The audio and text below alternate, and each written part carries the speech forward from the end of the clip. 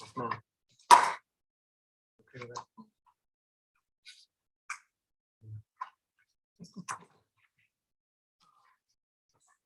You're gonna do it after the conference.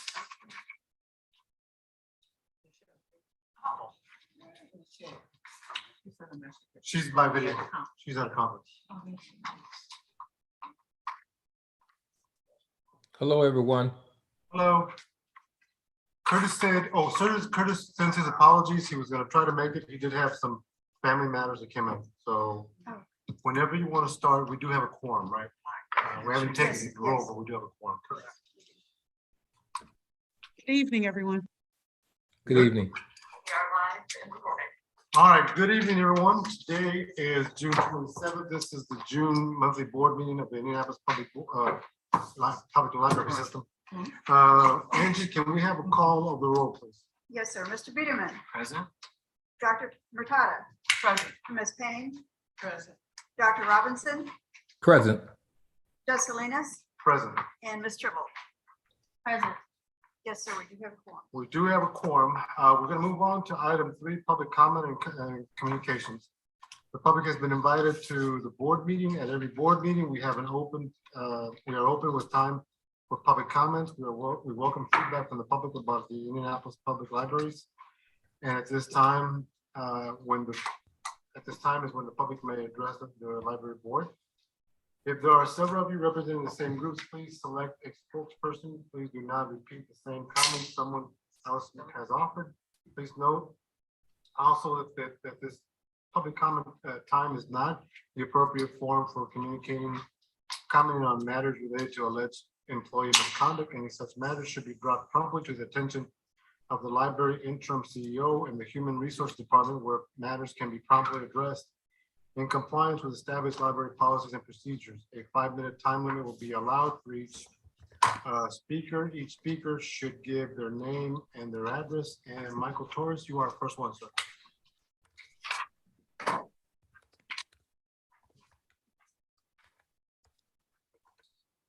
Good evening, everyone. I don't think I've ever given my address.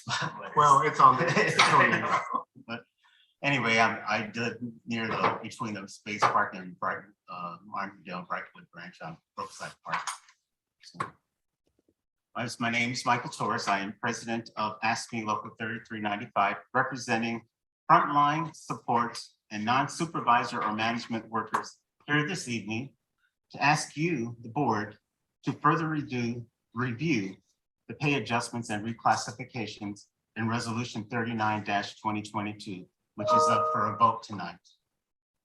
When staff learned of a proposed 20% increase, which amounts to almost a $15,000 increase to these categories, we were shocked. No one can recall ever receiving such an increase, and we asked our members, what would a 20% raise or $15 raise do for you? So here's a few responses that they said.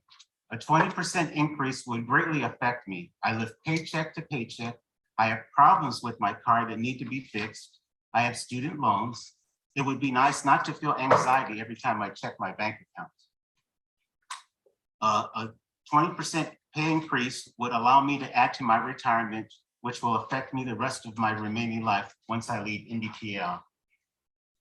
Also, with a raise that large, I might be able to stop trying to sell things out of my garage to make ends meet and have even a modest savings for retirement.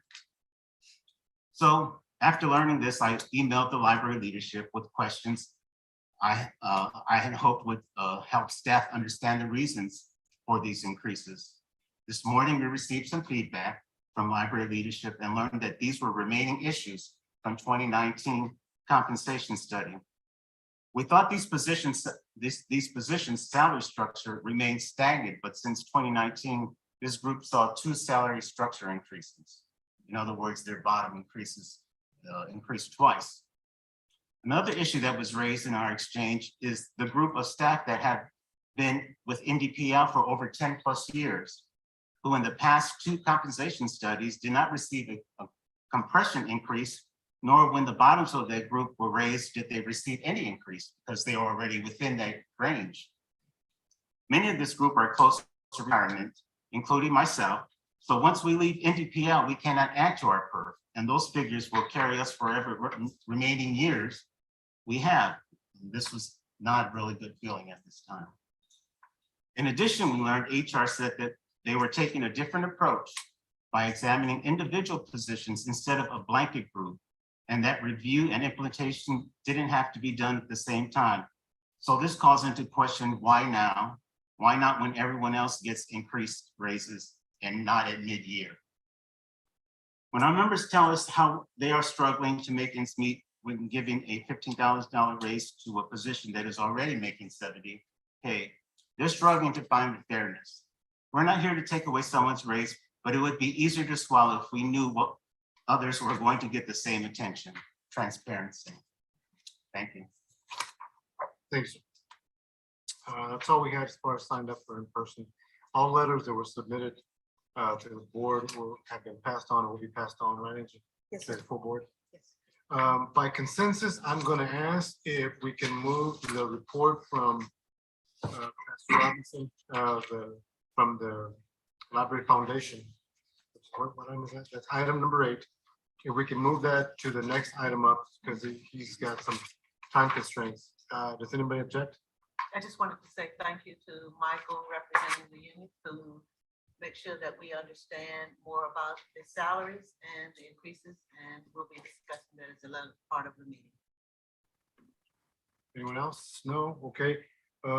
Reverend Robinson, if you can, sir. Thank you. Thank you so much, Judge. And thank you, Board, for allowing me to go first tonight. I'm still on vacation, but I wanted to fulfill my commitment to do my report.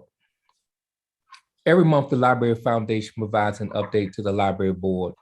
The foundation thanks all the IndyPL staff for their hard work during the summer reading program. The Friday before the program launched, the Decatur branch shared the story about a family that comes into their branch on a regular basis. Today, we had a mother come into the library with 3 of her children. The oldest one, an 8-year-old girl, was very excited because she was going to get a library card and sign up for the summer reading. The mother told us she had been asking all week, and her mother had promised to bring her in on Friday. But the mother also stumbled over some of the information she was giving us and finally laughed and said that she was so tired because the girl had woke her up about 6 a.m. wanting to know if it was time to come to the library yet. Needless to say, they were our first patrons of the day, and the young lady was so excited to get a library card. The foundation would also like to congratulate all staff involved in the Juneteenth Book Fest for a successful, inspiring program. The foundation thanks 162 donors who made gifts last month. The following are top corporate and foundation donors. If you should have the opportunity to thank these donors, we would be grateful. Eli Lilly and Company Foundation, Inc., Lilly Endowment, Inc., Stifel Nicholas and Company, Inc., TCU Foundation, the Glick Family Foundation.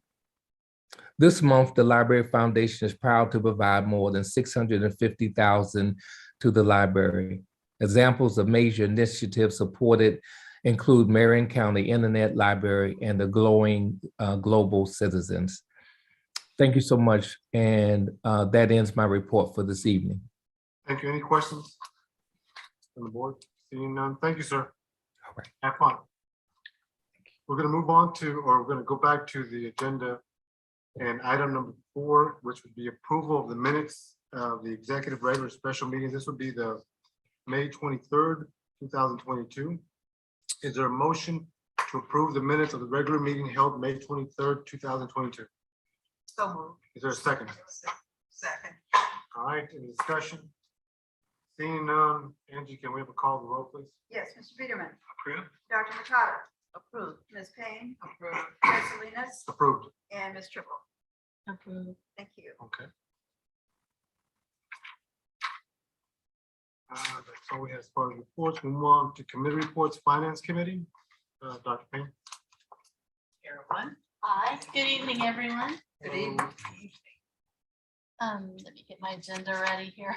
What page will we be starting on? It is page 15, is actual first page of finance committee items. And I'm actually going to be on page 16. I think, okay, page 16.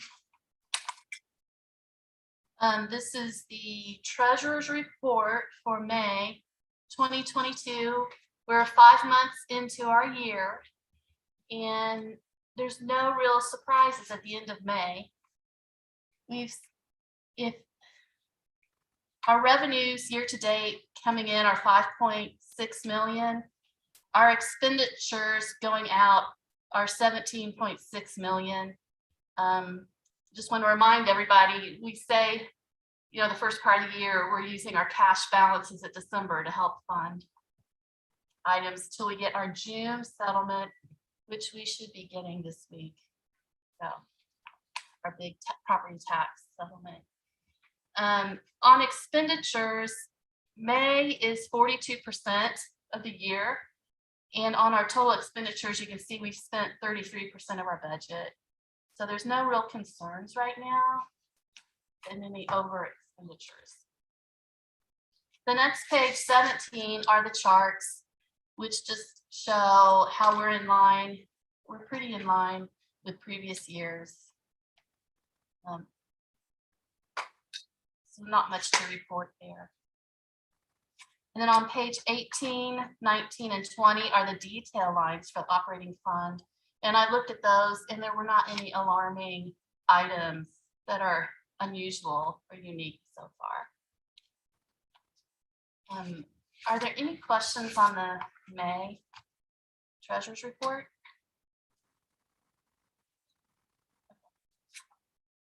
You're asking to approve, correct? Yes, we need to have it approved. It's clear. Yeah. All right, do we need a motion? We need a motion to approve the May report. So moved. Is there a second? Second. Any discussion on this? Seeing none, Angie, can we call the roll, please?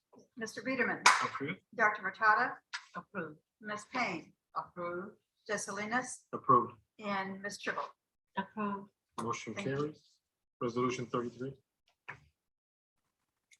Okay, next item is 5B, which is on page 33 of your documents. This is a resolution requesting authorization of the approval of the Logicalis quote for new phones at the library. There's a need to purchase new phones for all the branches, Central and LSC, due to the end of life for the current phones has happened. And we need to upgrade the current phone system software. The library acquired the current phones for use throughout our system over 20 years ago. And the expected life for phones is really just 6 to 10 years. We're requesting a purchase of Cisco IP phone 8841. It's a business class collaboration endpoint that delivers high fidelity, reliability, security, and scalable voice communication for small to large enterprises. This is being purchased through our IT department, and the purchase of these new phones in the amount of $72,222 is already accounted for in the 2022 budget and will be funded from the operating fund computer equipment line item. Are there any questions? This did come out of committee with unanimous approval. Any questions from the board? A motion to approve? Okay. Second. Okay. All right, any discussion on this? Seeing none, Angie, can we have a call on the roll, please? Mr. Biederman, Approved. Dr. Murtada, Approved. Ms. Payne, Approved. Jesselinas, Approved. and Ms. Tribble. Approved. Thank you. Motion carries. Resolution, the next resolution. Next resolution starts on page 40 of your documents. This is the Ebsco quote. It's resolution 34-2022. It's requesting approval of Ebsco renewal of our database subscriptions. which consists of a suite of database tools used by the public for readers advisory and home improvement repair and maintenance. These essential tools are used as part of the library catalog and reference database on the library's Research and Learn database page. The Library Aware service provides a monthly Next Reads email newsletter with book recommendation links to the library catalog that patrons can sign up for on our website. The Novelist suite of database and services offers readers advisory to connect readers with books they prefer. Home improvement and small engine repair reference centers are resources offering how-to articles and videos from well-known magazines on a variety of do-it-yourself home improvement and repair projects. So these are the topics of these databases we're purchasing. The library will pay Ebsco a total of $57,118 for the subscription period, August 1st, 2022 through July 31st, 2023. This cost is also accounted for in the 2022 operating fund budget, and the Finance Committee did unanimously approve this resolution to proceed out of committee. Any questions? Just a quick one. Do we have data on which of these particular suites are most frequently used and what that rate is like? Just a question. I can get that information for you. I do not have it at my fingertips. No, I wouldn't go against the vote for it. I was just wanted to know a little bit more about the usage. Okay. Any additional questions from the board? Is there a motion to approve? So moved. We don't need a second. Second. Any further discussion on the matter? Seeing none, Angie, can we have a call to vote, please? Mr. Peterman. Dr. Machado. Approved. Ms. Payne.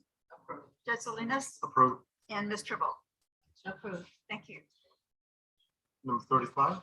Yes, and it is on page 44. This is request for resolution 35-2022. It's requesting approval of the Indianapolis Foundation Library Fund grant for Marion County Internet Library databases.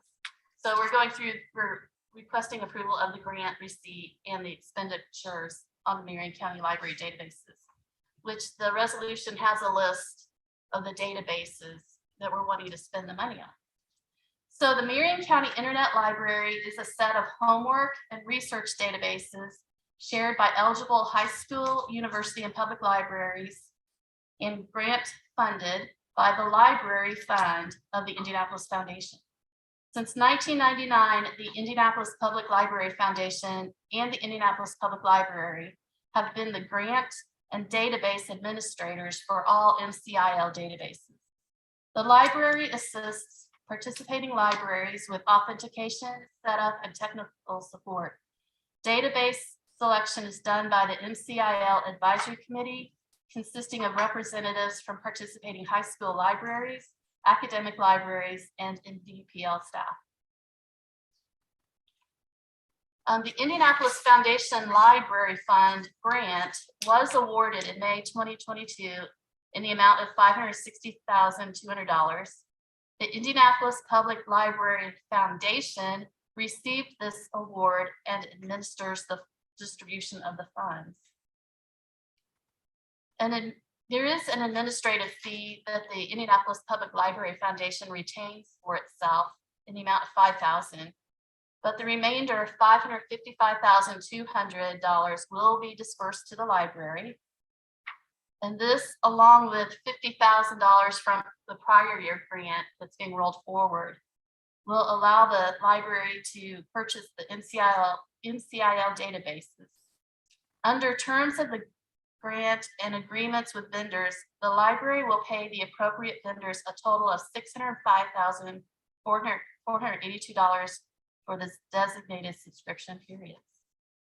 So the renewal costs for these databases are funded from the Indianapolis Foundation Library Fund grant, and the receipts and disbursements of these funds will be recorded in our gift fund, not our operating. This, I had to clean up the resolution and get some more details in there, so it did not come out of the committee unanimously, but it's here laid out now. Are there any questions? how long is the period and do we know how often it's used and stuff like that? Sure, in the list on page 44, in one of the columns is the subscription period, so it's just for a year. Okay. So it's something we have to do every year.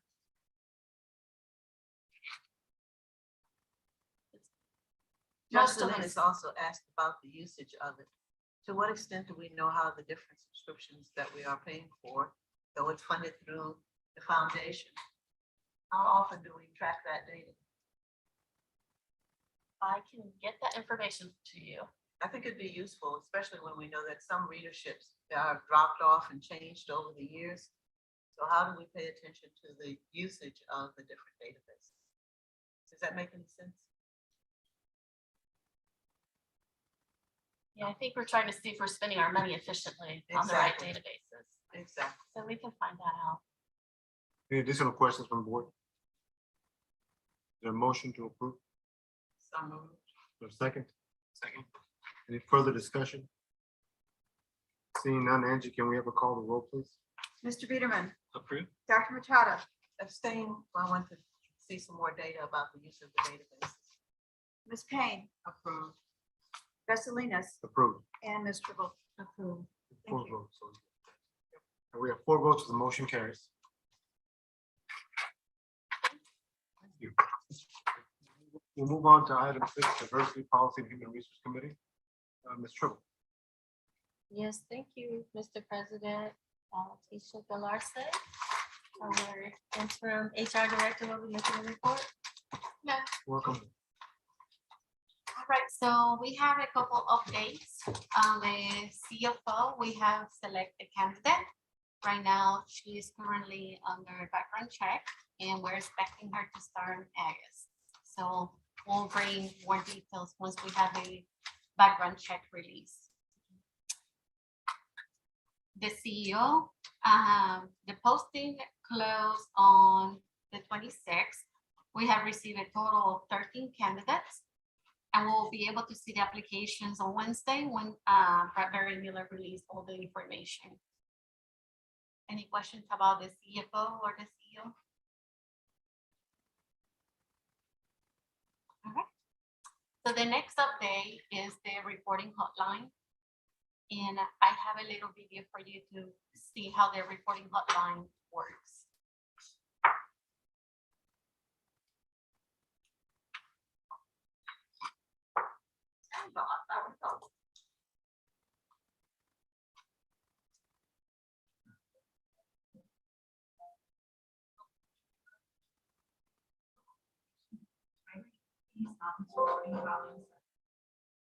In this video, we will show you how to access and use Integra Report, discuss the types of things that should be reported, and review what happens after a report is submitted. Integra Report is an anonymous reporting hotline. It is accessible 24 hours a day, 7 days a week, 365 days a year. We provide you with 2 ways to submit a report. You may call your company's specific toll-free number or access the hotline online at your organization's website. Your organization has its own URL and its own toll-free number. Both methods are completely anonymous, and BKD will make no attempt to determine your identity. When you call your company's specific toll-free number, you will hear a recorded message that will explain how to use the hotline. Please provide specifics such as the facility, location, or branch office where the incident occurred. This information helps management in their investigation process. The hotline will then prompt you to leave a detailed message. You have up to 10 minutes of time.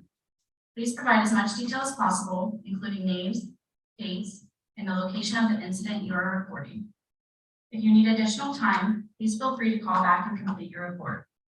When reporting an incident through the site, each report is assigned its own unique case number. You will enter your own PIN to assign to your case number if you'd like to add to a previous report or anonymously communicate with management about your report. You will be given a place to print these credentials on the confirmation screen after submitting your report. We first ask you what your relationship to the organization is. Then we ask you to choose the location you're reporting about from the drop-down menu. Further down, we ask you to describe your concern with as much detail as possible. This is an unlimited data field, so the more information you provide, the better. Please take your time and provide as much information as possible. If there are documents such as PDFs, Excel files, Word documents, or emails that you'd like to include with your report, click on the tab under the "Do you have any supporting documentation" question. The system will walk you through uploading your documents. Click submit and you're done. It's that simple. After you've completed your report, you will see a confirmation page that contains your unique case number and PIN. Please remember to keep these credentials in a safe place if you'd like to check the status or add additional details to your report. There is a place on the confirmation screen to print these credentials. Feel free to use the check status feature of your reporting website. Here you will be able to see the status of the report, add additional documents, and anonymously communicate with upper management. Our web portal also includes different language options. If you'd like to view the Integra Report website in another language, please select the world icon on either the top or bottom of the website to have the website translated to your selected language. The Integra Report toll-free hotline also offers over 70 language options. If you're more comfortable completing your report in a selected language, please feel free to take advantage of that feature. Now that you know how to submit a report, here's a closer look at what types of incidents should be reported on the hotline. You should report unethical behavior, policy and/or procedure violations, health and/or safety concerns, and fraudulent behavior. Fraudulent behavior comes in many forms, some of which include unauthorized or inappropriate use of employers' assets, falsification of time and/or expense reimbursements, accepting inappropriate gifts from vendors, operating a private business during working hours, and theft of an employer's assets, equipment, or supplies. These and other ethical breaches you may observe should be reported to the hotline. The hotline should not be used to report personality differences with coworkers, annoying personal habits of coworkers, opinions regarding management decisions that have already been made, and other workplace complaints, such as the quality of office coffee. Once a report is made, it's transcribed verbatim and released in Integra Report case track to designated upper management within your organization. Again, you may remain anonymous when reporting an incident, or if you choose, you can provide your name and contact information. Your employer will not tolerate retaliation against anyone making a hotline report. Once the report has been received, designated members of management will meet and discuss the report and decide on potential next steps to investigate the reported incident. This could include gathering and reviewing documentation, interviewing appropriate parties, and interviewing the target of the report. Management will then determine the final disposition of the incident. At times, this could include changes in the policies and procedures or disciplinary action. If you become involved in an investigation triggered by an incident reported to the hotline, the information you provide will be kept confidential to the maximum extent possible. In summary, Integra Report is a tool for employers like yours that are committed to addressing unethical behaviors, protecting your organization, and maintaining an ethical workplace. You are the greatest asset. You are the eyes and ears, and your employer needs your help reporting fraud, abuse, and unethical behaviors. Integra Report offers a safe outlet to share what you know in a way that's designed to protect your company and its employees. To access Integra Report, refer to your company-specific URL and toll-free number. If you have any additional questions about Integra Report, please contact management. Thank you for your time.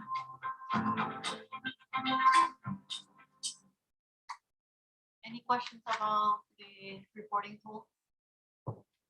I have, are they gonna do the translation back to English if it is a different language for us? Any other questions? What do you anticipate using this for? Or any incident that we have, but based on policy, we will talk about the policy in a minute. We have certain incidents that have to be reported to HR due to policies that we have in place in the state law. So, but anything else, like I said, management behavior, fraud, any hostile work environment should be reported to us in the reporting. The reason why I ask is because it says in terms of the hierarchical reporting process, it says it will be reported to management. So what happens when management might be behaving in an unethical manner? So there's multiple people that will receive the incident. So no one single manager will receive the complaint. So for example, if the complaint is against me, I will not be receiving the complaint. The CEO will receiving the complaint. So we have multiple people receiving the complaint, not just one single person. So how is that laid out in our policies and our procedures in terms of who? Yes, we have created a flow chart to say where it's the goal and who will receive the complaints. I see. And in the setup process, we had 2 members of the union, 2 members of the staff association, Keisha, who is our DI officer, and other management team to create who will receive the complaint. So it was not just single out one person making that determination. That might be helpful in terms of the information there because it just says management. Yeah, And and so that- that could be a very loose, Yeah. a loose policy. and- Yeah, that's their video, right? yeah, that video was provided by BKD. It's like the promotion video. It's not really related to our company. So, But her point is well taken. The more our staff knows that it isn't gonna go to one person and that's the person. If it knows that, even if the whole staff knows, not even, they should know who was in the process. That way they may feel more comfortable, hopefully feel more comfortable in using this going forward. So you have that in writing that we could see that process? Mhm, yeah. Okay. once we have all this set up, the last stage is where the flow chart is gonna be. So we will present that to you guys, and then you can see the flow chart of all the incidents and how it's gonna be. If I could just say, Tisha, maybe you could talk a little bit about the fact this really extends like the reporting toolbox, right? Mhm. Employees have multiple ways they can still bring concerns directly to HR, Yeah. right? Or their managers. Yeah, so they can still go through the manager or they can still go in through HR directly. But our purpose of this reporting tool is also to gather any information that we receive directly. So we have everything in one place.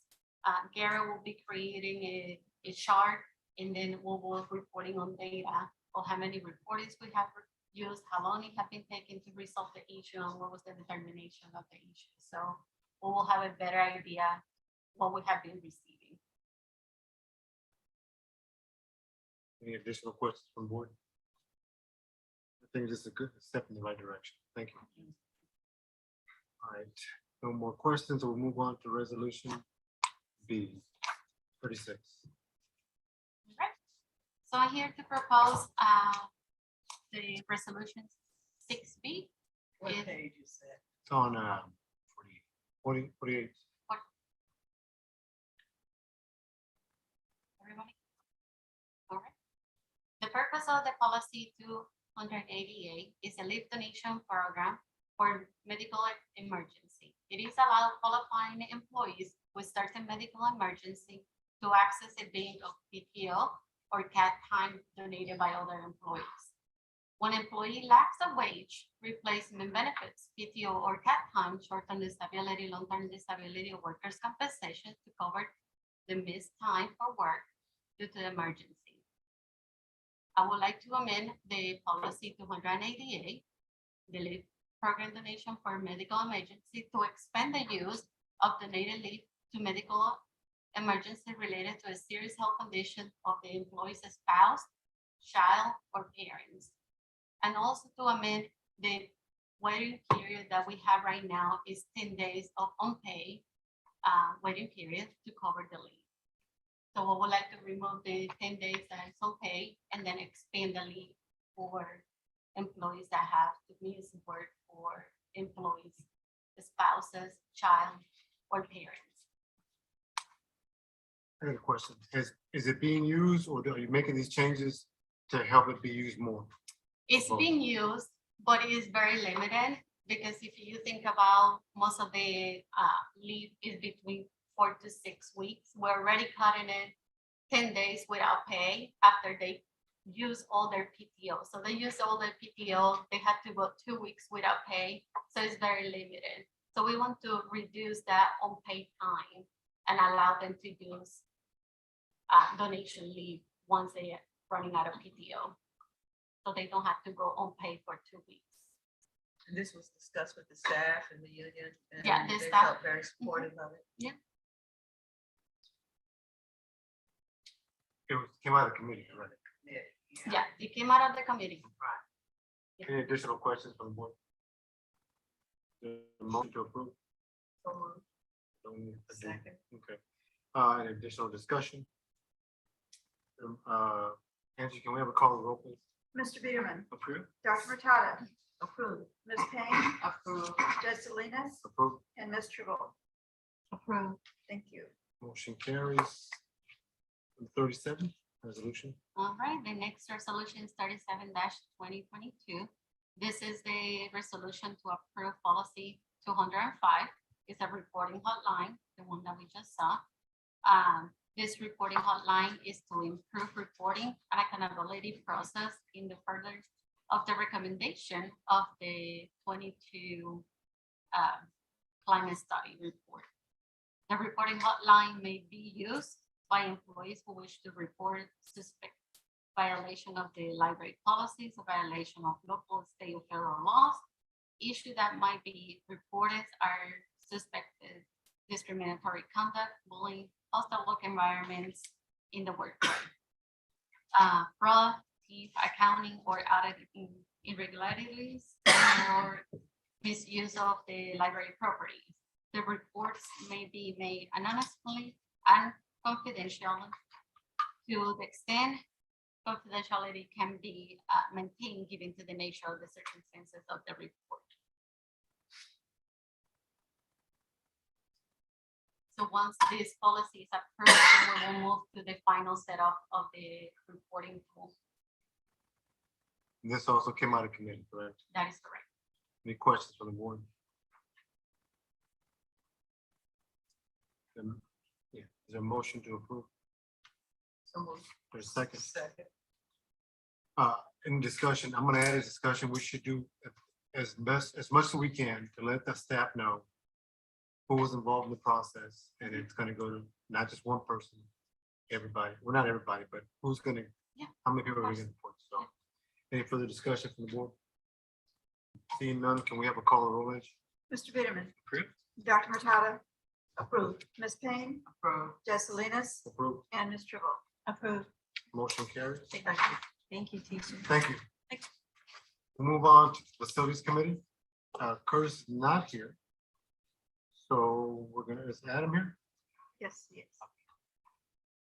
I believe he wanted you to carry on.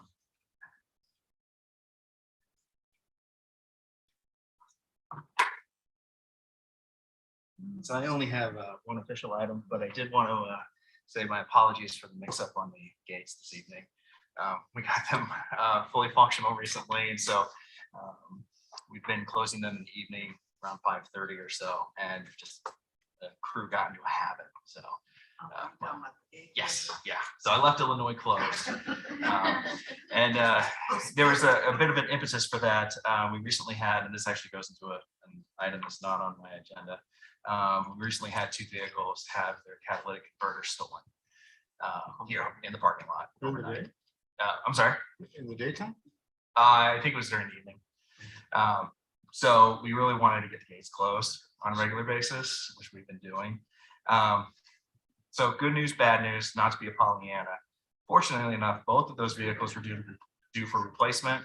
Mike Coughlin was already in the procurement process. And so we got 2 new replacement vehicles within 10 calendar days or so of that.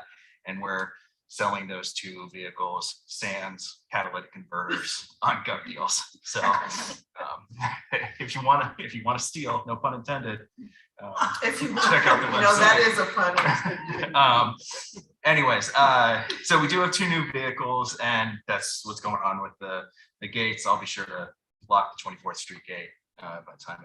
But you were saying those vehicles are older. They were older, yes, they were due for replacement. They might have been actually a year past. So, yeah, fortunately enough, they hit the ones that we didn't want anyways. So there is that. My main agenda item is item 7A. Are any questions about the gates and vehicles? Okay, so We I thought you were just keeping us out. Yeah. never, I would never do that to you. You're my one facilities committee member. I want you here. So item 7A, resolution 38-2022 is approval to award a services contract for a system-wide facility condition assessment. So this is one of the key cogs to the long-term facilities plan that I have in my head for the next 10 or so years. So in facilities management, you basically have 3 layers. You have the day-to-day maintenance. Toilets are overflowing. The carpets just need their daily cleaning, stuff like that. You've got the high level, which buildings are we replacing, renovating, expanding, stuff like that. In the middle is when is the carpet going to get replaced? When is this HVAC rooftop unit going to get replaced? When are we just going to renovate it? It's that mid-level, asset level, capital asset level, but not building level that we're analyzing. So a facility condition assessment does multiple things. What they do is that an engineering firm comes in and they have engineers and techs do a floor to ceiling analysis of the building. And they go through, and part of this is barcoding. They identify, manufacturer, model, serial number, all the aspects of a unit. I use rooftop units because they're easy. So cooling capacity, heating capacity, CFM of airflow, stuff like that. They put it all into a computer software, which we're also upgrading as well. And then they feed it into a system. So now we have how much does it cost? How much did it cost us to buy? What's its current salvage value? What's its estimated time of replacement? And how much will it cost in the future? Now we have a multi-year asset level plan for capital planning. This is extremely important. So for example, let's take the elevators. One elevator breaks, $100,000 to replace. Well, if we know that 3 elevators or 8 elevators are planned to be replaced at once, well, that's $1 million bond issue. That doesn't come out of operating, that comes from the bonds. So I can work with Carolyn on the bond issues to try to put some of this together. So that's long-term finance planning. Also, the software, it acts in near real time. So as repairs get made, say you have 2 elevators. Elevator 1 works like a charm. This isn't at Central. Works like a charm. Thanks to the library staff who got that. Elevator 2, constant repairs. Well, elevator 1, they both started out with 20 years. Elevator 1 lasts for 20. Elevator 2, the break even is now at 10 years. And so at years 11, 12, and so on, we're actually putting bad money after good, or good money after bad. Sorry about that. So anyways, it's a near real-time financial analysis of our assets. And the last bit of this is that barcoding is enabled. So that allows staff to go to, maybe they won't be up on the roof or rooftop, but say an elevator has a barcode, they can take their phone, they can take a facility supplied iPad and say, okay, elevator 1, scan the QR code, everything gets filled out, location, asset data, all the other fun stuff, time of day, and they just say, hey, not working, or, squealing noises, or I was going to make a speed joke, but I won't. So all of that stuff can be updated to us, and we have all of that information, and we can send it out to the vendor, and they have all that info as well. So if you can tell that I'm excited about this, it's because I am. I'm nerding out on this. This is a facilities manager's dream, but it's also something that we need, not just to make sure that our buildings run, make sure that we have a strong financial footing, not just to fund this, but to reduce expenses in the future. So who did we choose? We chose a company that works very closely with Brightly Software, our current software vendor. We decided to upgrade to their next package, which is one of the top 2 or 3 facilities management packages in the States right now. They work closely with 2 different companies. One of them was BVNA out of Las Vegas, and the other was Alpha Facility Solutions out of San Antonio, Texas. Unfortunately, neither of them are local, but Alpha is a 5-time certified XBE in Texas. And the reason that we chose them is because they are uniquely linked with the software, and they can have a integration and an interaction with our software vendor that local companies do not. And it will save us time, energy, and money to use their preferred vendor than to use somebody local. So total cost is $154,000 and some change. This will be funded out of operations, so there'll be no extra costs. Any questions? Thank you so much for sharing and giving us examples of what the implications are. I leaned over to my colleague and I said, "Do you know what he's talking about?" He said, "Yes, I do." I said, "Thank you very much." The whole idea of being able to do the long-term planning is essential to this work, and to do it in terms of what it would cost over the long haul, and the fact that the elevator does not work is a but you also explained about the barcode and the linkages to the kind of software, and that was important as well. So thank you for explaining and giving us a little more detail than what's in.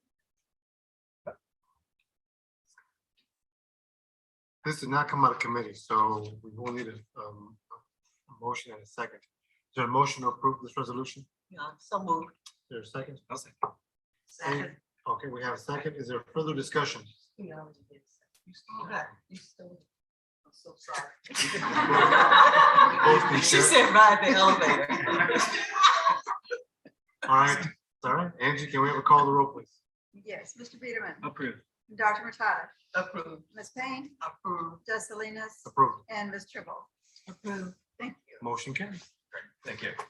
All right, we did the library foundational update. We'll move on to the report of our interim CEO. Michelle, how are you? Can you hear us? Yes, I can hear everyone. Hi. Thank you so much. My report will be brief. Good evening, board members. The staff of the Indianapolis Public Library are continuing to work hard to support lifelong learning in our community. The accounting department is finishing the audit, and when it is complete, we will share the results. Conversations with public-facing and closed departments continue in order to answer questions and communicate our focal points.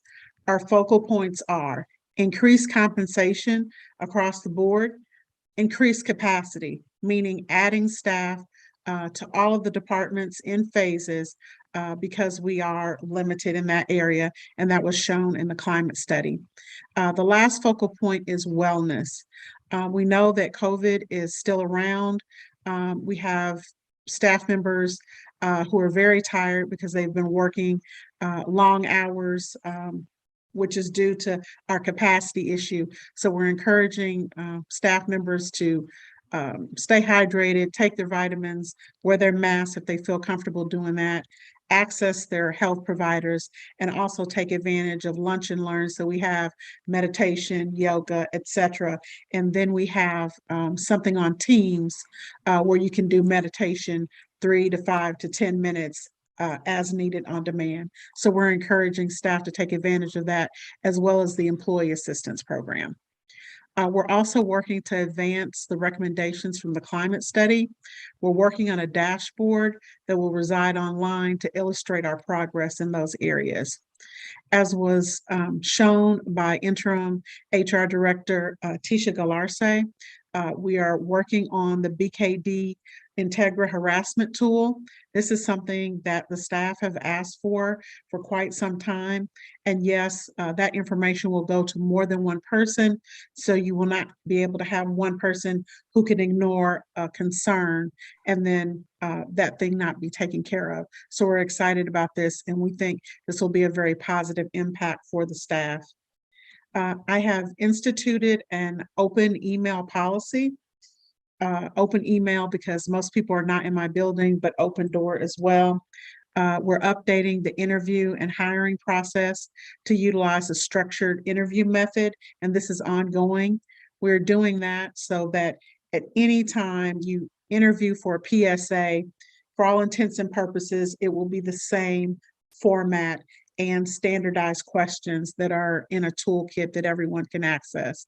We hope that that will be fair and equitable, and that will widen our tent and get us the best possible employees based on knowledge, skills, and abilities. We're also looking at implementing the Office of the Ombuds, but that is still in progress. Just a second as I scroll down.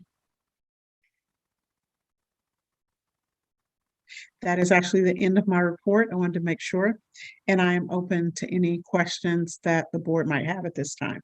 Any questions from the board on those items that she has outlined? I think we're okay on those items. We do have a resolution before us, though, right? I do not have the resolution in front of me. Tisha? And yeah, Tisha or Angie, can you? Yeah. 39. It's 39, yes, resolution 39. Well, it's a travel resolution, but it has several components in it, right? Yes, yes. And I know there was questions from the board regarding one component of it, mainly that, and it was what was brought up during the public comment section by the public, which was the nature of the, not the nature, the amount of the increases and the timing of the increases. And I know through exchanges that we've had amongst ourselves, you know, board members do have questions as well. Does the board have any comment, board members? All right. Well, so I just want to be clear, resolution 39, it has like the essentially like the confirming voucher for expenditures that have already been made. It confirms the issuance of warrants, which is the cutting of all your checks and payment of expenses. So Personnel. yeah, and so travel. some aspects have nothing to do with the pay raises that were outlined in the resolution. And so from my understanding is we would need a first and a second. And then at the discussion period, if there was the will of the board was to amend that resolution to just address those parts of it, right? Am I correct, Robert? There's a motion in your, or I'm sorry, there's a resolution in your packet. Yes. If somebody wants to move that, you can. And second, have discussion. If somebody wants to propose an amendment to that, to, for example, eliminate certain information, Okay. then, you know, you can take that approach. Either first or after the main motion has been made. Michelle, did you want to say anything on this? Yes, there was quite a bit of discussion with members of the union, myself, interim CFO and interim director of HR. What we are faced with at this point is that for a very long time, our salaries have been very low and they've not kept up with market.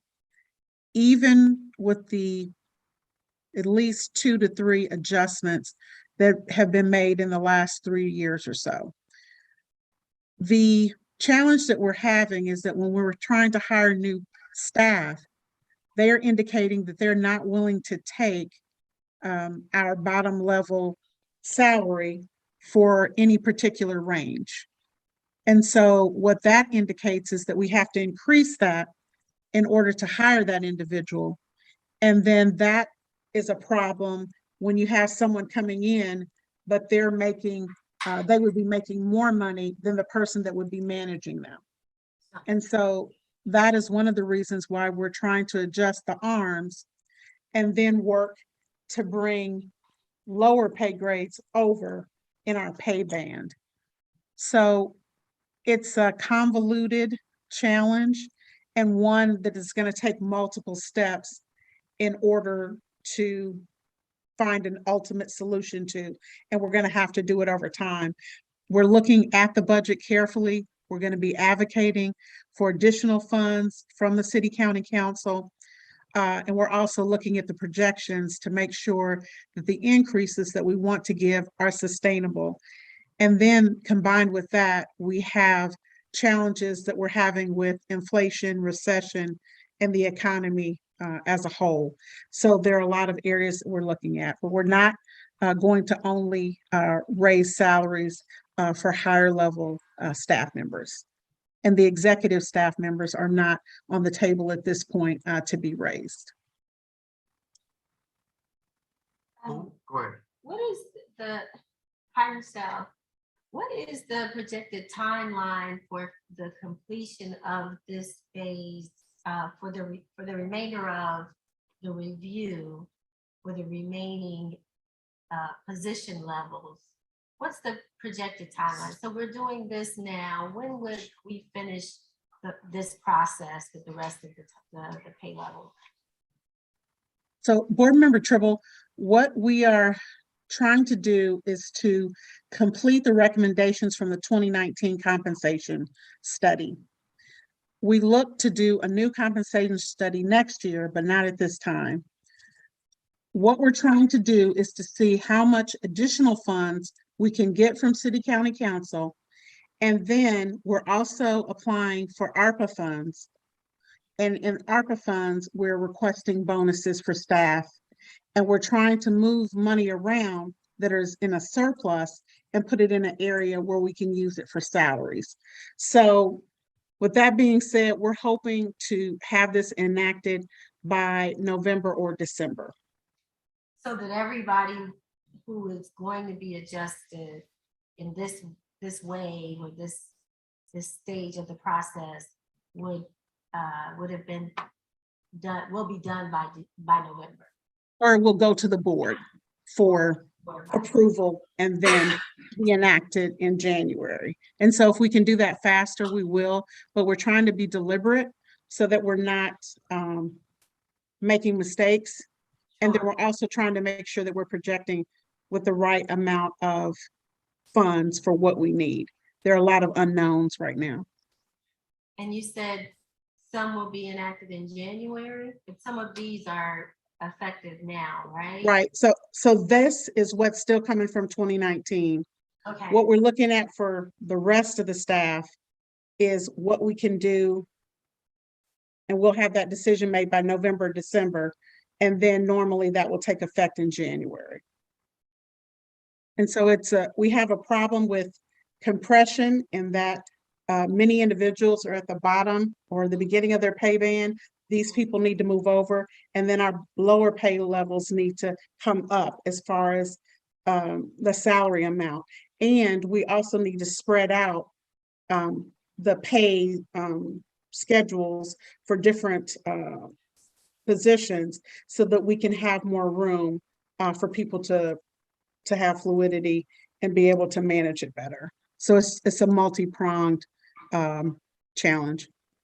So the changes that were recommended in the 2019 study have been implemented with the exception of what is here today? That's right. So this is the end of Right. that 2019 process. Right. Okay. And we're also working with the firm that did the 2019 study to extrapolate for us a little bit about where we are now based on inflation. We didn't want to take the time or spend the money on a whole new compensation right now when we could just look at the numbers and make some determinations. But we are looking to do a new compensation study in the future, and the future would be in 2023. Okay. And Is how that- many does this first phase or this phase affect? How many people in this resolution? I believe there were 6 to 7 people, but I do not have that in front of me.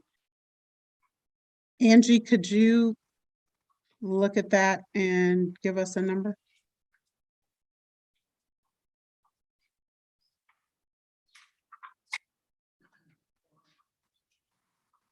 While Angie's looking that up, we received a comment earlier about reviewing the salaries.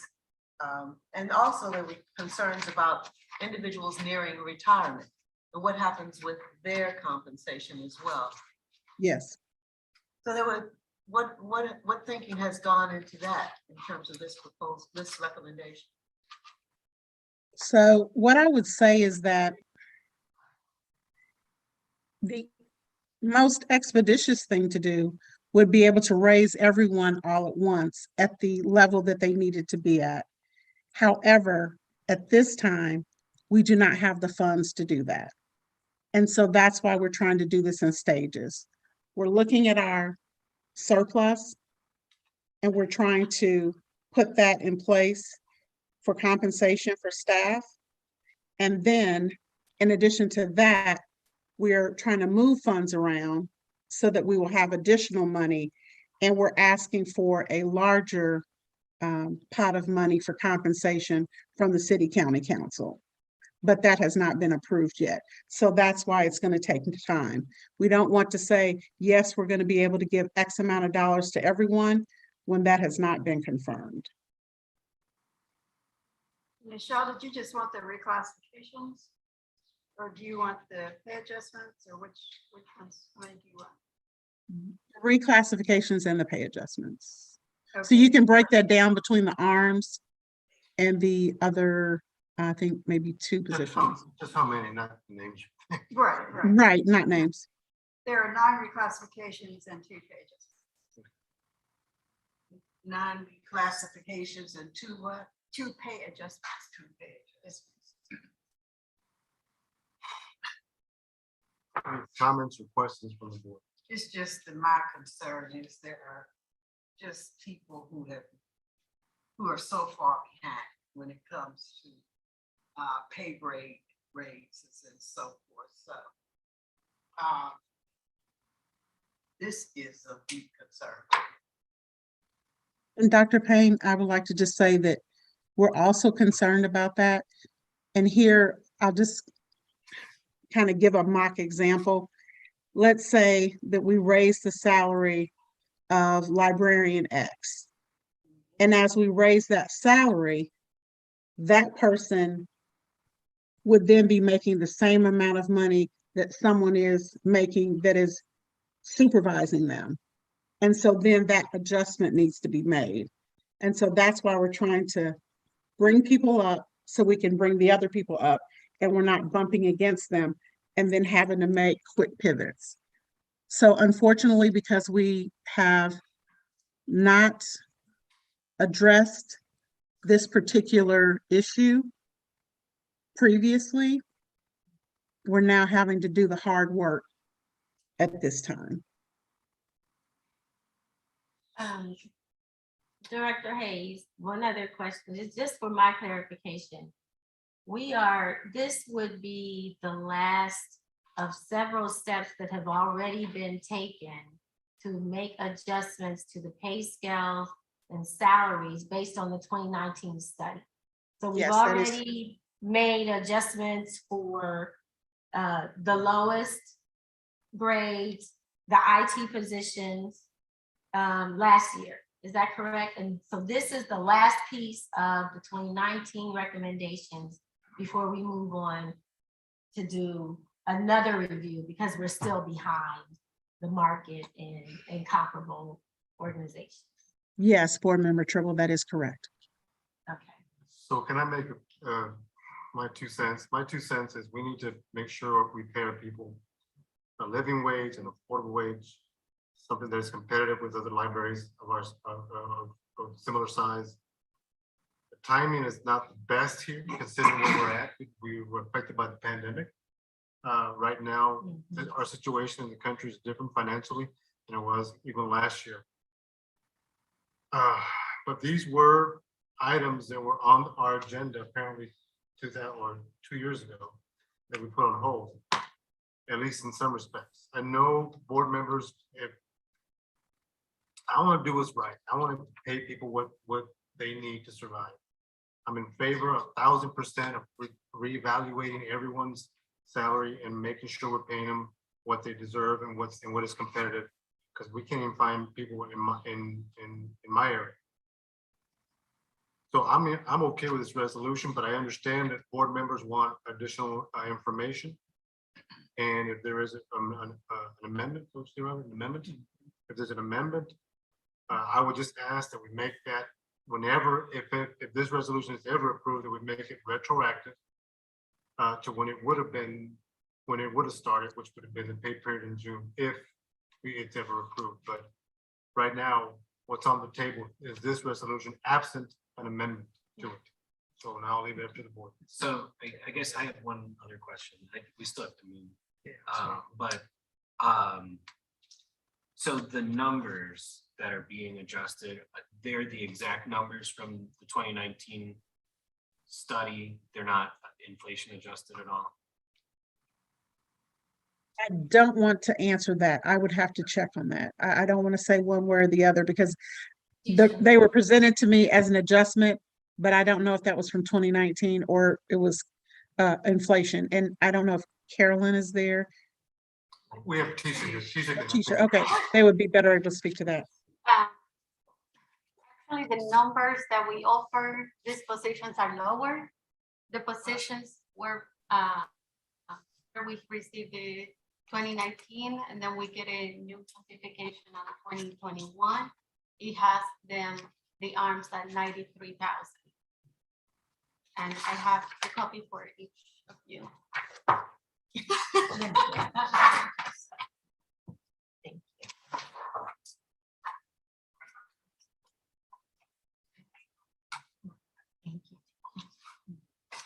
I'd like to propose an amendment to this so that we can more carefully study, find out the exact kinds of adjustments that have been made in terms of the inflation adjustments, in terms of the pay adjustments, who received 2019 increases, what groups did and which ones did not. I'd like to make that an amendment to doing so. So would, Go ahead. just for clarification, would that amendment then be to remove the pay adjustment and reclassification items, which is in the personnel schedule? Exactly. I just want to just bring to, I want to say it publicly that I support the staff in trying to move forward with a process that was interrupted by the pandemic. We have positions that are remaining open that we cannot get people to apply to because they're not paying sufficiently. And I don't feel comfortable delaying this process any further. We are already working with a staff that's overburdened, under-resourced, and to continue the process of having open positions is an additional wear on our staff. And so I just want to say, I wish we would think about moving forward with this, trusting the staff and asking them to bring back to us the timeline and to understand also, you know, within the constraints of the budget and funding that's available, what we can do.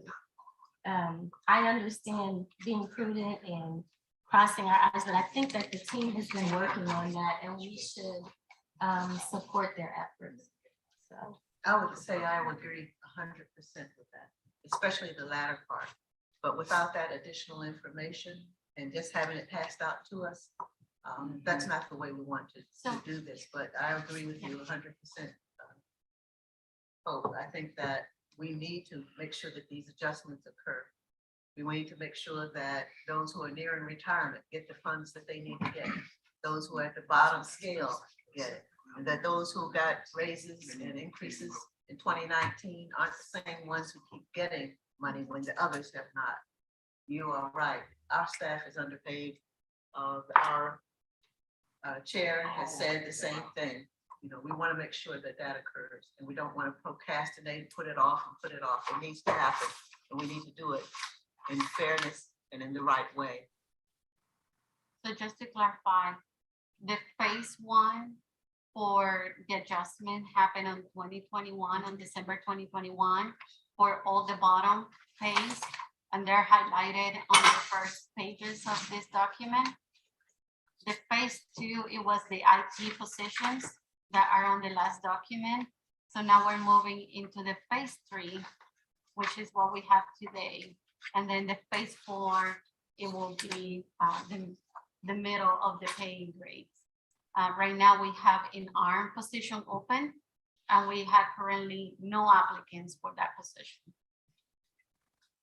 What we're also finding out is that the preparation of individuals to take on those leadership roles, management roles, and the expertise, knowledge, and dispositions to handle those roles, we are in competition. So we do need to be able to offer that kind of salary that will pull in and attract candidates necessary. Absolutely. So there's been a motion to amend by removing the adjustment and what was the second part? Pay adjustment and reclassification. I second the motion. Okay, any discussion on that? This will be in the amendment, okay? This is not on the resolution. This is the amendment to take those two aspects out of the resolution, The personnel or report. personnel report, because the other aspects need to go forward to make sure people get paid, right? And stuff like that. So, is there any discussion on the amendment?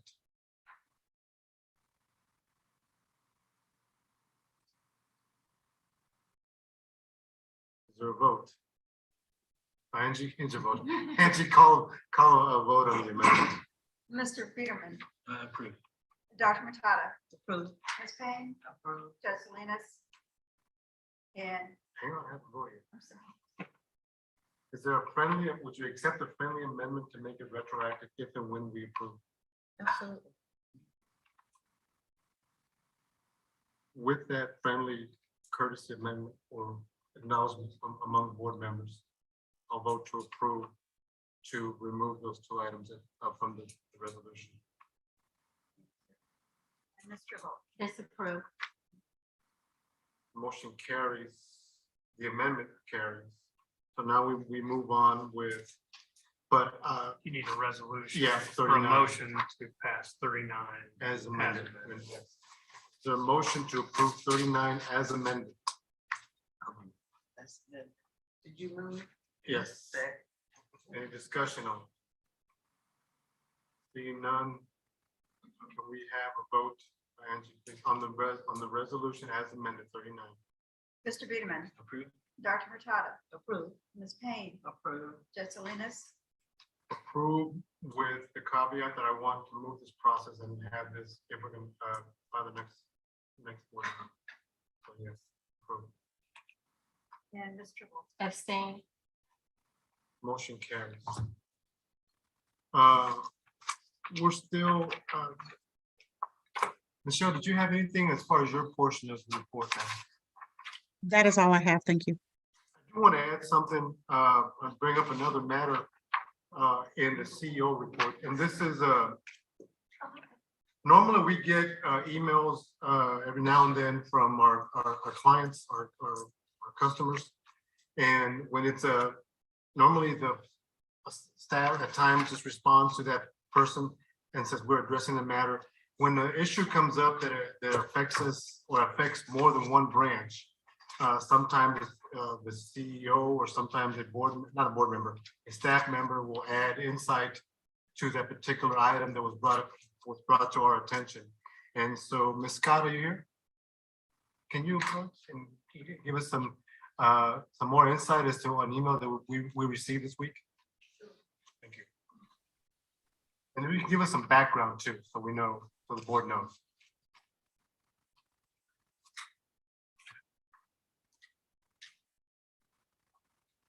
Good evening. My name is Connie Scott. I am the Area Resource Manager at the Central Library. We received an email. In fact, Ms. Riolo, who is a staunch customer patron of the Central Library, we received an email about her concern about the safety of the Central Library. She noted that there were many people sleeping. We have a lot of homeless that come. As you know, we are a cooling center in the summer and a warming center in the winter time. We do have security guards, and we also have what we call persons in charge, our PICs, such as myself and the management team that survey the library. We visit all of the floors to address some of the issues. Unfortunately, I was not able to speak with her at that time. But given the fact that society has impacted the interior workings of the library, my main concern at Central, and I've only been here a year, is safety and security. I've worked at major libraries such as Washington, DC, Chicago, Illinois, Milwaukee, and this has been a concern of mine as we have people coming in, concerned for the safety of our patrons, our children, but also our staff as well. But also looking at what we have, the homeless is a part of our community. We do have our social worker who is here tonight that has been doing a great job in providing resources. We're working in tandem as far as training, getting to know how to de-escalate some of that, and that will be coming up soon. We will be hiring our own security team, which I will be the supervisor for that team. And my team, my management team, the social workers, and also Dana Imo, we are working on making sure that we have a strategic plan so we can address that. It's unfortunate that we may have lost a patron. However, this is happening all across libraries. And in some instances, it has been resulted in some violence of people, some staff members leaving or being hurt. So I've given you some background that I would like to talk with Ms. Lisa, as well as give you more information as what we're trying to do. We are trying to have resources, but also we cannot adequately deal with some of the mental health issues and substance abuse issues that come up. You said, may I speak? Of course, I'm sorry. You said you are hiring, you would have more security. And when is that to start? Allied is our current security. Yes. Now we are moving it into the Indianapolis Public Library, and they will be under our supervision. So that is, in fact, we have applicants now. We just need to schedule our interviews. We have several that are also currently Allied security guards, but we're also moving toward hiring them under Indianapolis Public Library. So concerning to me because I have myself seen in Central Library people sleeping on the benches. It's almost like this is my area. But how do you do that? You know, I'm concerned about how you do that. First of all, without danger coming to whoever the person is trying to waylay what is going on, and also balancing that with the fact that the library is an open place. So you're gonna have to have that kind of balance going on. I can only speak from my experience and my experience here at Central. Yes. But as I said, I can't speak for any other branches. The branches, basically, they know their clientele regularly who comes in. Since I've been at Central, I've noticed the same people coming in, but at the same time, we're downtown. We don't know who we're dealing with. When we do get a call as a person in charge to show you the process, we have walkie-talkies and we have a vocera. If something happens, the staff has addressed it. When someone is sleeping, they'll go gently, they don't touch them, but kind of tap the table and you know, and most of the time they are do a wake up.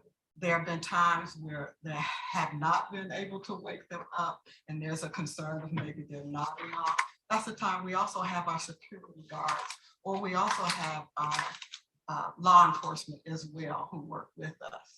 And they do a great job of de-escalating, but sometimes it's difficult to do that. So there is some danger, but once again, as a manager, you try not to show any fear. It's sort of like being a law personnel going on a call, but we try to adhere to the guidelines that we have of inappropriate behavior. And this could be a child being by themselves. It could be someone disturbing someone else. So there's a variety of things. So I don't want it to seem like we are picking on the homeless, but it can be all types of behavior, because as you said, free and open means many things to many people. Along those lines, thank you, Ms. Scott, for being here and give us a quick update. I know we have Ms. McGraw here to give an update on our social work, correct? Sure. Would you mind doing that? Thank you. Because they're linked together. Thank you. Thank you.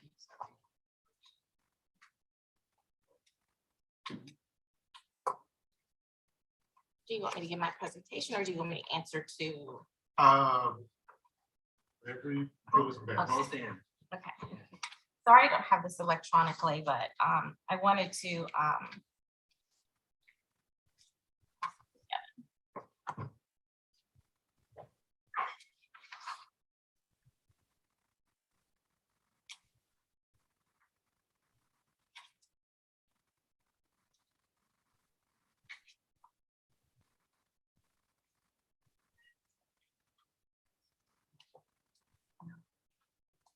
So I am Yana McGraw, and I'm the social worker for Indianapolis Public Library, and I'm a resident of Marion County in Pike Township.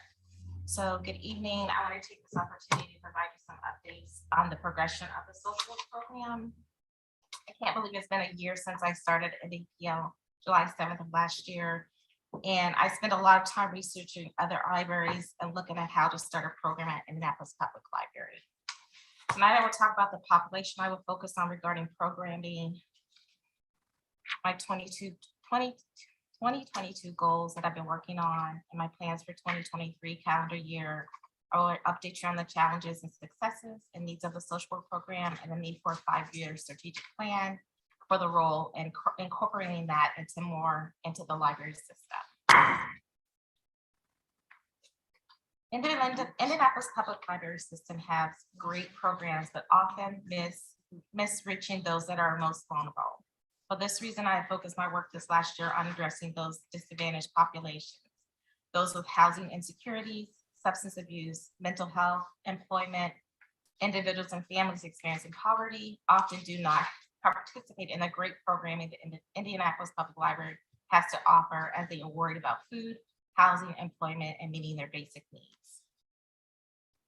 In 2022, I established regular hours that patrons can visit me in my office at Central, and I remain available to staff and patrons by phone and email. We have now had interns from Ball State University, University of Indianapolis, and IUPUI Indianapolis, providing assistance, addressing all the needs in my job description. Some of the work they have completed are a community resource fair that we had at Central, a needs assessment at East 38th Street, a data community resources list to provide to patrons, help work on planning a system-wide community resource fair, looking at a library policy and comparing it to libraries that were used in the climate study, develop trainings for staff and security, and the need for a social work strategic plan, and providing face-to-face interaction with patrons.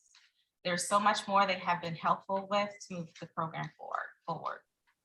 I have continued to build relationships with community providers, and Central has had Marion County Health Department and Damien Center to provide education and testing for HIV. We look forward to bringing other community partners in to connect patrons to resources, and you will see what I have in mind when I talk about my 2023 goals. Prior to my hiring, the board approved the Homeless Resource Committee, and we are currently working on developing a yearly event that addresses the strategic plan's health and wellness priorities of delivering assistance, health, and wellness goals. Before I talk more on that, I want to mention the committee members that have been working hard. From Central, we have Deandra Williams, Brianna Barnes from the CDLC, Alexis Sims Barnes, Michelle Sharp from Program and Development, and who's an ARM, Jordan Hyde, Connie Scott, who's the ARM for Central, Shelley Rich, and myself. From the branches, we have Masada Sparrow from Martindale Brightwood, Josh Crane from East Washington, Morgan Kohler from West Indianapolis, and Liz Shutley from who's the ARM for the West Region branches. As I mentioned before, we will be addressing one of the strategic plan initiatives for health and wellness. We will be having a system-wide community resource fair that will honor a patron who passed away earlier this year. Maurice Young was an individual who chose to live amongst those experiencing homelessness and would come to Central every Wednesday and connect those that did not have housing, employment, food, and resources in the community.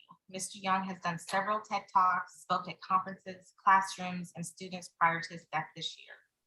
Shortly after his death, the library was asked to preserve his works, and we are in the process of working with the foundation and others to do this.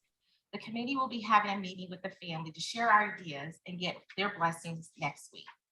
The focus and community resources we want to bring to the system in and will focus on mental health, substance abuse, housing insecurity, family and children, employment and health.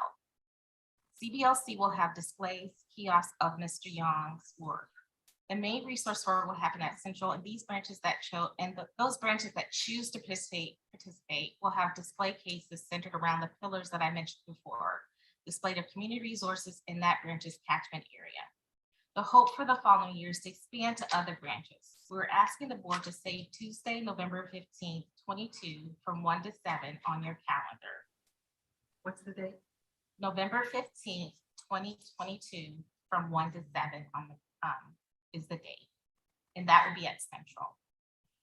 Rounding out my 2022 goals, I will be speaking at the Indiana State Library on Difference in You conference.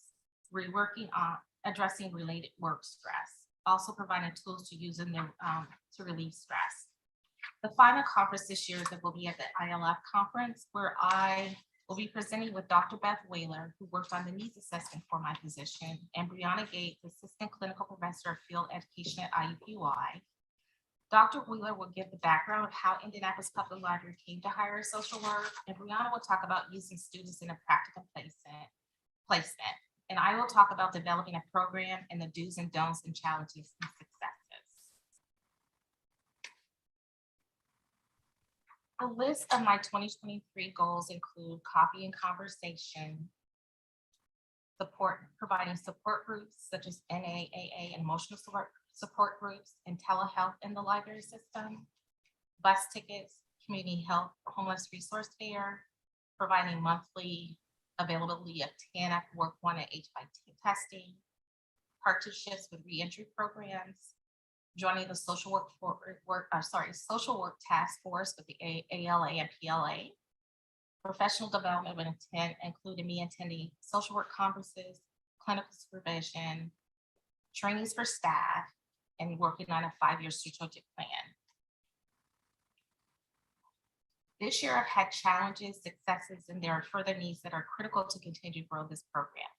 Challenge with staff involve understanding the capabilities of a social worker and what I can and cannot do. Understand that I have a code of ethics that I need to follow, and that patrons have the right to self-determination, and that sometimes does not align with what I can and cannot do. It's been a pleasure having students since January of this year, but I have had to work and develop a process that at times was met with obstacles. I believe we are headed in the right direction with trying to figure out technology challenges, space to house, and learning how to use them effectively for what IndyPL needs are and their academic needs. The final big challenge is there are many, but I'm one social worker trying to implement a program for one system that has 20+ branches, when some other cities with smaller sizes and fewer branches have 4 or 5 full-time dedicated social professionals and interns doing all the necessary programming needs for disadvantaged populations. For example, Kansas City Library has 9 branches and 4 individuals and interns doing the work to meet the needs of their disadvantaged population. There will be a need for the system to look at bringing others to assist with meeting the needs of patrons and utilizing interns at the same time. There have been many successes, but I want to bring attention to 2 this evening for you. I have a patron in the library who's connected to the community with a permanent supportive service housing program in the city. This patron decided that he was going to go on a vacation to Louisville and did not tell anyone. I recalled that thinking that I did not see that patron in a while, and received a call from the University of Louisville Hospital that he was in Louisville on a vacation and he had walked there from Indianapolis. Patron was detained and they did not want to purchase a bus ticket for him, as they wanted to verify with me that his housing was stable. Because they were unsuccessful in reaching a housing provider, the patron remembered me and gave my name, and they contacted me to verify his housing placement. I was not able to do this without making a connection to the COC and the housing provider, who were able to connect to the social worker in Louisville to verify the patron had adequate housing to return to Indianapolis. Through communication with those all connected to this patron, the patron is back in the city, housed, and connected to the services that he needs to be connected to. Lastly, for my successes, it's been humbling and an honor to have our other communities who have decided to have a social worker in their library, and they have reached out to me for guidance and direction on how to start a program in their library. I've been contacted by the West Palm Beach Library, Boise, Idaho, Atlantic City, Spokane, Washington, and others. We are working on the technology needs of the interns, and my hope is that this will be completed by the next time I'm asked to present to you all. With the help of so many and their interns, we have done some great work in a year, but there's so much more to do. It will be helpful to grow my role and support and create a strategic plan that aligns with the library system. I have a great volunteer who helps me with administrative work, and it is the reason I have been able to do all that I've been able to do, but more of me is needed to meet the system's needs. As a licensed social worker, maintaining my license is a must. And last year for conferences and trainings, I've attended some free opportunities, but have had to pay out of pocket as well. The library's focus is on LEUs that are not transferable from my profession, and moving forward, this needs to be addressed. But I want to go back to, Before you move on, sorry, what does help with your profession? my profession is continuing education. And so they're CEUs. CEUs, and they differ according to the license. I'm very familiar with the CEUs from my youth. Yes. Okay. But I want to go back to the patron that's concerned about the safety at the library. I wasn't planning to speak on that. I went back and forth on that.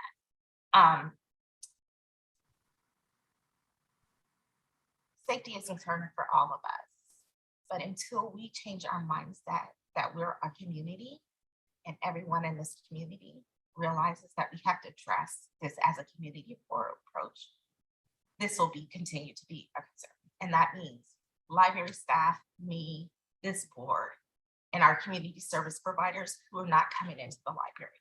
I'm going to use this as an example.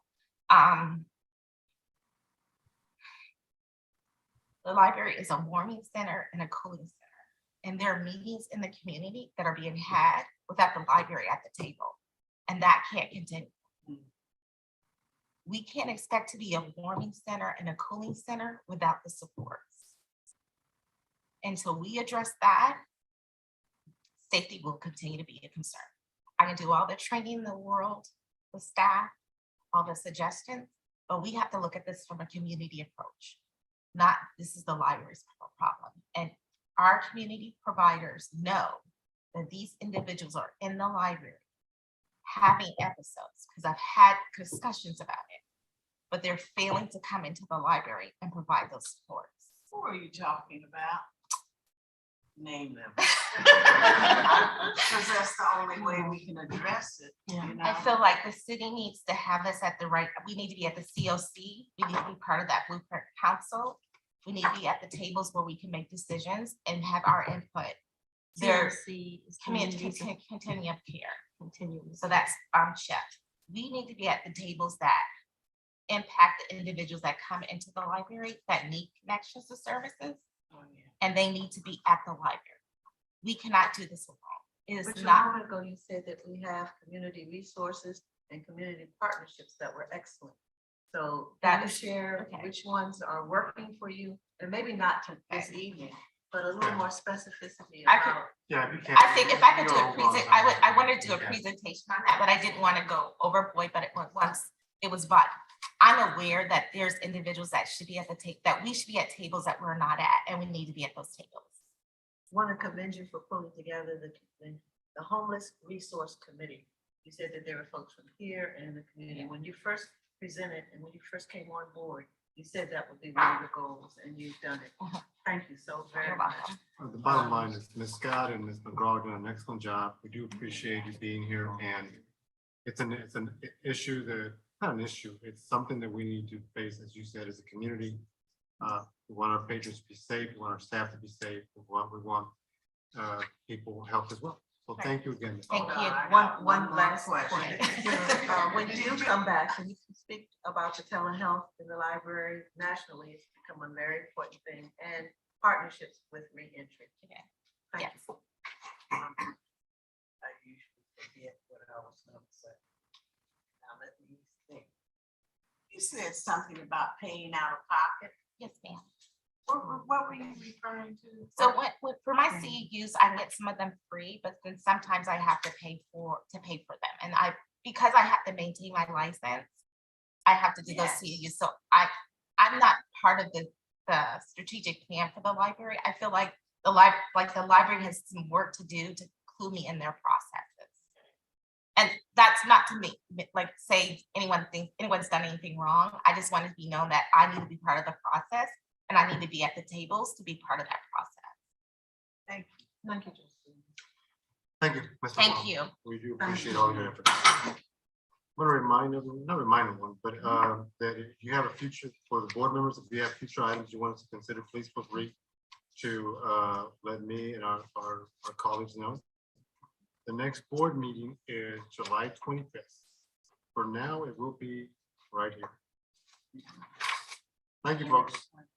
Go, I'm sorry. What is the plan regarding getting the board meetings back into The plan is as soon as our IT department who is overworked, they're overworked, as soon as they can get us locations that can facilitate what we need as a board, because as a board, we changed our policy to allow board members to be here virtually.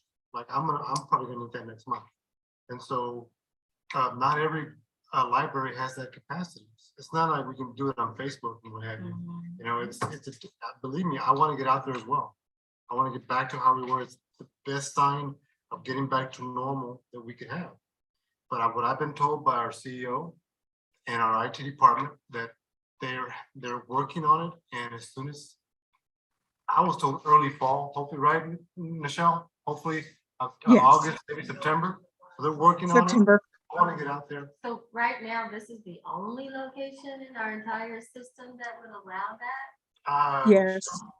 Yes, that is correct, Ms. Tribble. So what happened was that special equipment was placed in the LSC in order to have that two-way communication. And at this time, it does not exist in any of the other branches. It might be easier to update newer branches like West Perry, but that's something that we're working on investigating right now.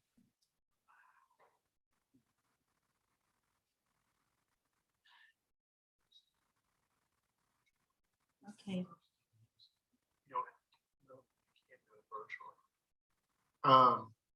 We could always, Robert, just remind them, we could always just say, we're gonna do it in person. If you can't be there, you can't be there, but we changed the policy for a reason. To allow everyone to be here. It was a health reason, now it's also health/convenience, because this COVID isn't gone away. That's right. So I'm of the opinion that we do it when our staff that's overworked tells us they can't do it. That's my 2 cents, so. Thank you, folks. Thank you. Thank you. We're adjourning.